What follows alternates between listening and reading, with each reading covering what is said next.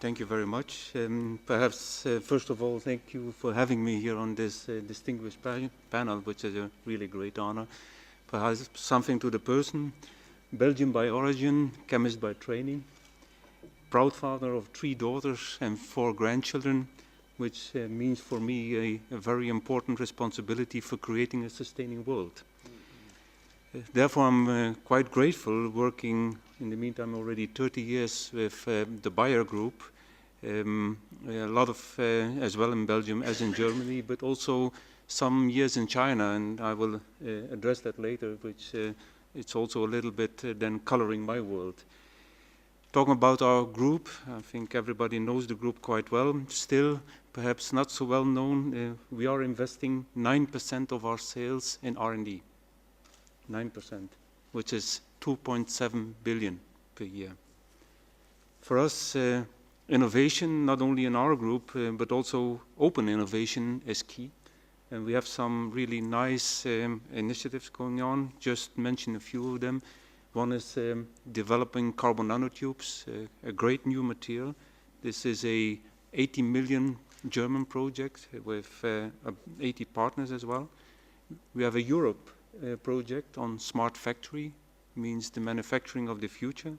And we have a very nice development, open university development with the Center of Aachen developing new catalyst. Finally, it has been addressed already several times, renewable energy. We have a great cooperation, try to capture the wave energy, which is really quite challenging, and as I said, it's a very interesting one.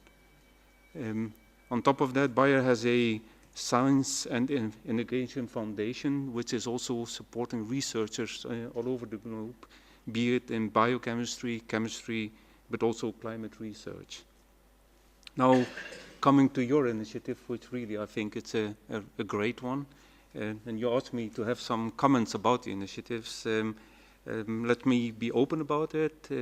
First one is the cooperation between business and university, which I think is really key.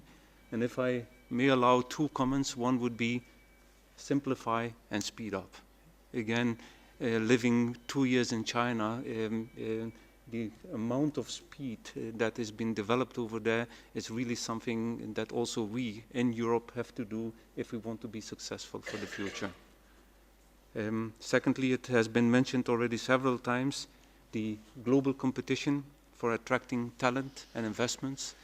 I think it's also that is a very important one. We are living in a global world, and our researchers have the possibility not only deciding to do their work in Europe, they can also choose otherwise. And not to forget, and I think also that is very important, we need a very profound industrial base for that. A lot of the innovation is still developing on existing technology, but also from the existing technology, creating new technologies.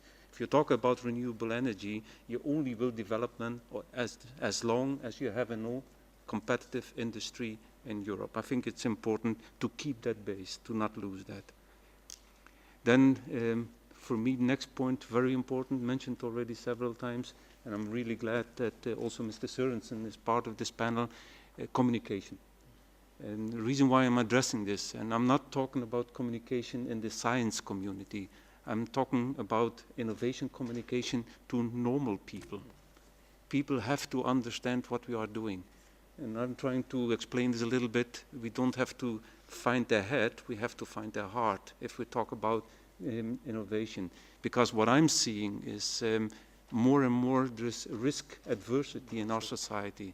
We know about nuclear technology, then came biotechnology. In the meantime, more and more people getting critical about nanotechnology, which is really making me very nervous and very worried, because innovation always means is that you're entering new fields, but by definition, you cannot know everything when you're starting with that. So I think that is very important, and I think really the media can play a very important role in sending the right messages, as I said, trying to reach the heart.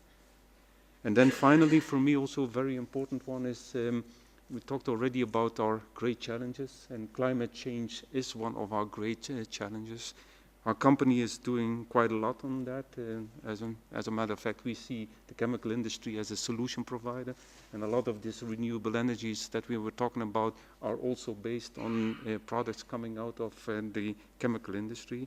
But I think the important message is also implementation. And just to give you one example, everybody's talking about saving energy. If we just would implement what we can do today already, that really would be great news. And just to give you one example of that, if you talk about insulation of buildings, right now the speed of renovation is about 1.5% per year, which means if we go on like this, it will take us 70 years before we will have decent insulated buildings. And that's also